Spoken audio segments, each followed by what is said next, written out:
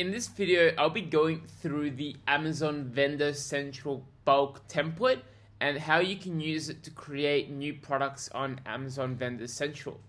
For those of you who are new here, my name is Benjamin Bolshinsky. I used to work at Amazon in the vendor management team for almost 3 years as an AVS, and now I run a company called Vendor Launch where we work with Amazon vendors to increase their purchase orders. So without further ado, the template that you can see on the screen here is called the bulk template. Basically, this is what you use to create new products, to add new products to your Vendor Central catalog. Now, depending on the product category, this template may look slightly different, right? The necessary data points to add a toy are slightly different to, say, adding a cleaning product or a food product. Having said that, roughly like 95% of the template is the same, aside from a few key attributes. So I'll just go through all of the important necessary fields because this can make or break your product, right? If you don't fill this in correctly, you can have a lot of issues related to customer returns, ordering issues, inbounding issues. So it's critical that you fill in the fields correctly. So starting out, whenever you want to add a new product, you want to begin with column A, which is the vendor code that you're adding the product to. Usually it's the parent ordering code, so the code that you get purchase orders routed to. That's the vendor code that you want to include here as a drop-down. SKU, product SKU. Every product should have a unique SKU, and that's kind of your in-house, your own SKU that you use internally to track your products. You add that here. Product type, it's also a drop down. You select the product type. Again, depending on the product type or category, you will have a different template. So you can see here, I've got a number of different sheets. Each sheet is for a slightly different product category. But basically, when you're generating this bulk template in Vendor Central, you will have the option to select the product category that you want to generate, and then it will download a template for that specific product category. If you do not have access to a particular product category, you can request access through a support case. Then we've got columns D to columns G. Now, this is for variation. So if you want to create a variation family, say you've got multiple colors of the same product, each color is a separate product, but you want to house all of the colors under one variation group, then that's where you add the variation details. But again, if you're not creating a variation, you can just leave these blank. Then we progress to column H. So this is the item name. Again, the customer-facing product title. Make sure this is good. You can obviously change it down the line, but you obviously, you want to make sure it's optimized for SEO, it's accurate, communicates product benefits. So this is where you would put the item name. Brand name, self-explanatory. Again, make sure this is correct. This has an impact with like brand stores, right? Once you create a brand store, the products that you link to that store is based on the brand name. And also it impacts your reporting. So just make sure the brand name is consistent across all of the products in that brand. This also can be a bit of a pain to change in the future, so make sure it's correct in this template. External product, so this is the barcode that you're using, for that particular product. Drop-down menu, in most cases it will be an EAN or a JTIN. Again, select the relevant field and then add the barcode in column K. This is a necessary field. You will not be able to create a product unless you have the barcode. There is some exceptions where you can create products without barcodes, where you have to apply for a barcode exemption, but like in most cases, you need a barcode, and so that's where you add it. Merchant suggested ASIN, you can leave this blank. If there's already an ASIN in Amazon, then that's where it might come up, but again, not necessary, leave it blank. Yep, external ID exemption reason, this is if you're trying to create a product without a barcode. Again, leave it blank for most cases. In column NOP, this is where you put in the relevant product categories. It's usually a drop-down menu. If you don't see the correct product category for your product, it's most likely because you haven't downloaded the correct product template from Vendor Central. Browse node, again, put in the correct browse node. Drop down menu, you can change this in the future, but this will impact where your product surfaces on Amazon, right? So if customers say, there's two ways that customers can find your products. There's through search, keywords, or there's through browsing the relevant subcategories. So, you know, going to kitchen, home, cleaning, or going to toys, kids' toys, right? If your product appears under correct subcategory, under that correct drop-down menu on the home page, this is where, you know, that's where this is coming from. So make sure this is correct. Again, optional fields in most cases you can skip, but you can add more browse nodes if it's relevant. You can see optional here. Package level. So this is quite important. This is all related to ordering attributes. So package level, this is in most cases if you're supplying this product to Amazon as a unit, case, or pallet. In most cases you can select your unit. Even if you're selling the product as a case, as a carton, Amazon will see the carton as a unit. So you can put unit here. Package contains SKU. How many SKUs? Again, most cases, one. If the customer is buying one unit, then you can put one here. SKU identifier, you can just put the same as the parent SKU. Package level orderable, yes. And manufacturer, this is the manufacturer's name. Again, make sure this is correct. This is also a customer facing attribute, so it appears on the product detail page. Images, you can update after in the image manager once you've created the ASIN, so leave these blank. Bullet points, really important. Again, customer facing attribute, make sure these are correct, SEO optimized. It is possible to change them in the future, but you might as well just do them correctly now. Each bullet point has a separate cell, you can see here. Keywords, add them for SEO. You know, good idea. Number of items that the customer gets when they purchase one unit. So, for example, if one customer order gives them 12 bottles, right? So it's a 12-pack, number of items 12. If they're buying just one bottle, number of items are 1. If they're buying, say, you know, how many distinct units there are in that customer order is what you want to put for items. Product description, also a customer facing attribute. Make sure this is accurate, SEO optimized, and communicates all of your product benefits. Very important. And then we've got color, size, part number. These are all also customer facing attributes on the product page. Part number, you can use SKU, should be the same, SKU and part number. Item display volume, unit, again, these are customer facing attributes, so make sure they're correct.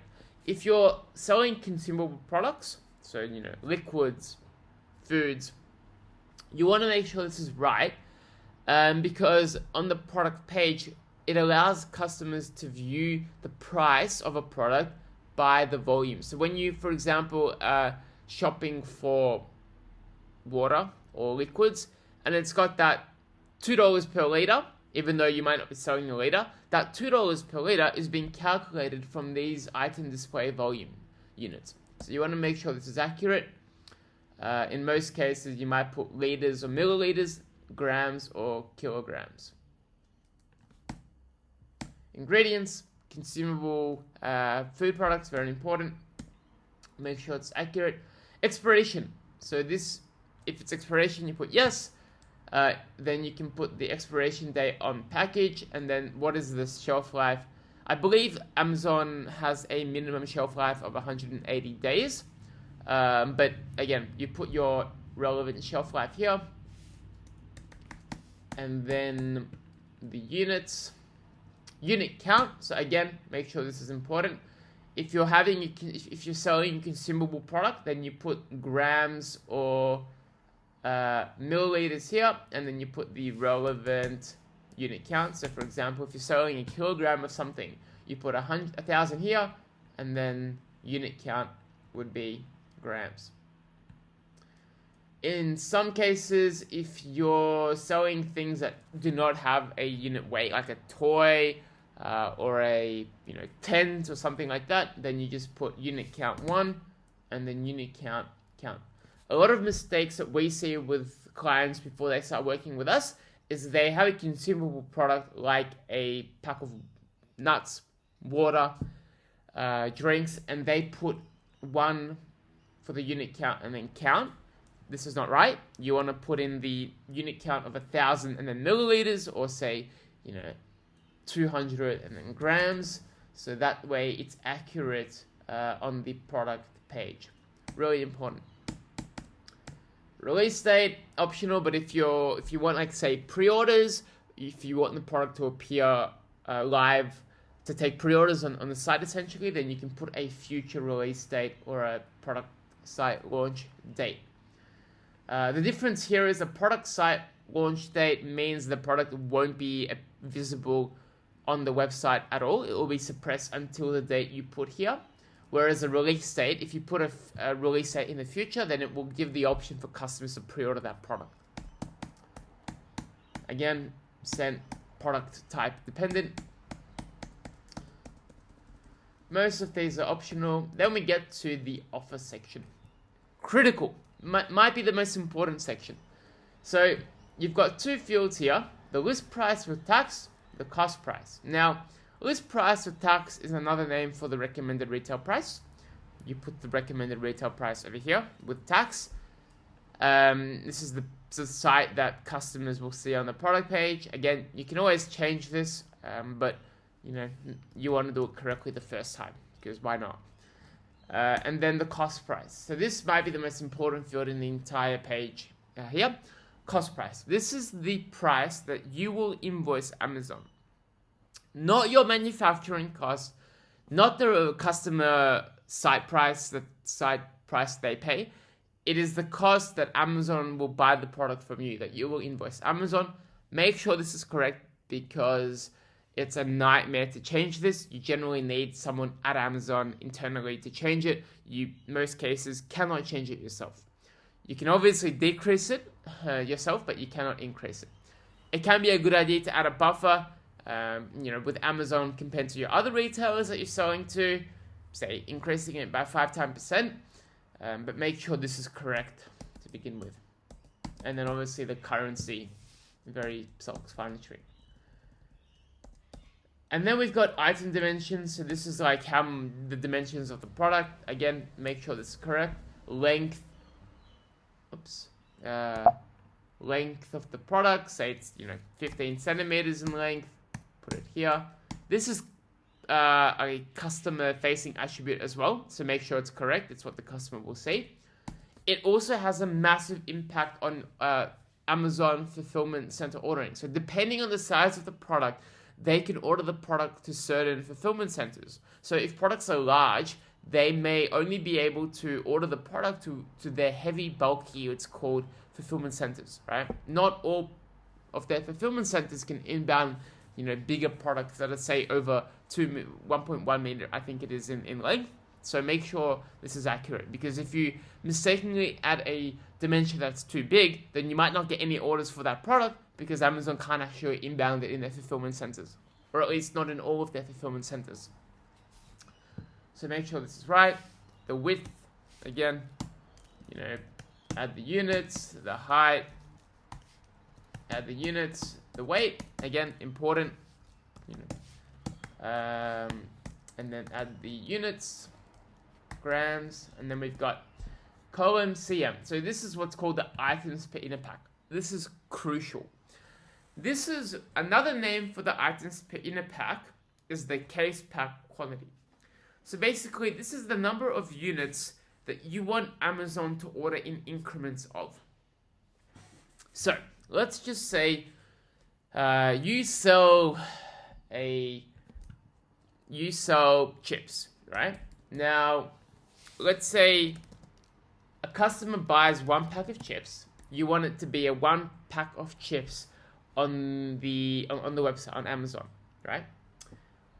But internally in your warehouse, you order them in packs of, say, 10. So you have 1 carton of chips that has 10 individual packs of chips, and you're selling 1 pack each to the customer. So what you want to do is, for the items per inner pack, you want to put the number of units that you have in one carton, so 10. So what this means is when Amazon raises purchase orders, they will order in increments of the items per inner pack. So for example, 10, 20, 30, 40, so on. So what will happen is Amazon will raise purchase orders, and they will have the option to raise orders for that product in increments of 10, 20, 30, 40, and so on. This ensures that you can ship to Amazon in cartons, right? Because if they order 10 individual packs, you just ship them 1 carton, and then they break it down and send it to the customer as 10 units, right? Or 1 unit in each order. If Amazon orders 30 units in the purchase order, then you can just send them 3 cartons, right? Because you've got 10 units in 1 carton, right? So this field allows you to send products to Amazon in cartons, despite the fact that they will then sell the product to customers as units. They won't sell it as cartons. So make sure this is correct. If Amazon aren't ordering in cartons, the issue is probably this items per inner pack field. Basically, again, it's the item unit order increment. So it allows Amazon to order the product from you in increments of the number that you put here, which is the number of units in your carton, right? And that way you can continue to ship to Amazon in cartons. Items for inner pack, most cases you can add that 1. Number of boxes, again, 1. Multiple boxes ID. In most cases this isn't actually required. I'm not sure why it's coming up, but you can skip this. And then we get to the last section here, origin of the product. Again, country it's coming from doesn't really matter. I guess whatever the country of origin is. Batteries. Again, this has future implications related to compliance documents that Amazon requests, so make sure it's accurate. It's a drop down field here, yes or no. Batteries included, again, yes or no. Type of battery. If no batteries are included, you don't need to put this here. And then more information related to batteries. This is more relevant for toys, I think, and electronics. And then scroll to the end. There's one more field, which is the dangerous. Let's have a look. Yeah, dangerous goods regulation. This is compulsory as well. In most cases, add the relevant field for your product. Probably it'll be not applicable for most products, in which case you can put not applicable. And after you've completed all of these fields, you're pretty much good to go. You can upload this template to Vendor Central. If it comes back with errors and it doesn't create the ASIN for that product, then it's most likely you haven't filled in one of the attributes correctly, or if you filled it in, it's not right. So this is what you have to kind of review. Hopefully that helps. If you have any questions, leave them in the comments. Otherwise, have a great day and talk soon.